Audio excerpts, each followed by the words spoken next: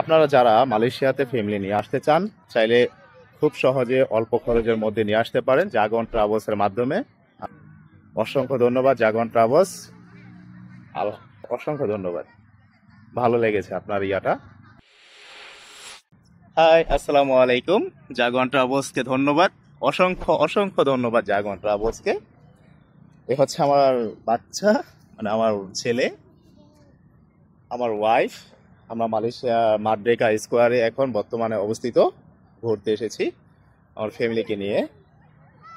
এ হচ্ছে ক্যালসিসি সুরিয়া টাওয়ার।